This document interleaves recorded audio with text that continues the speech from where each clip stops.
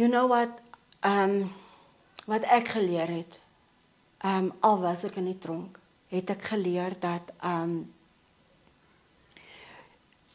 die man,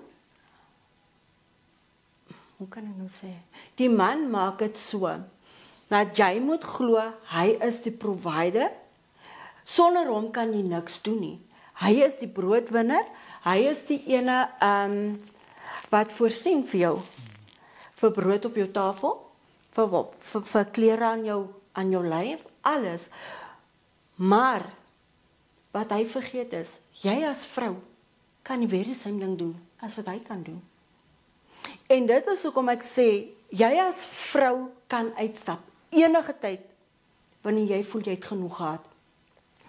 Die wat hulle vir jou sê, hulle is lief vir jou, bly by my, ek sal dit nie weer doen nie. Ek kom daar vanaf. Wie die eerste keer toe ons uit die tronk uitgekom het, het hy vir my gesê, dit nooit weer aan jou doen nie. Dit het goed gegaan vir 3 weke, toe gaan het maar net weer terug na die abuse toe. Iemand wat abusive is, sal nooit change nie. I'm sorry to say, maar het is so.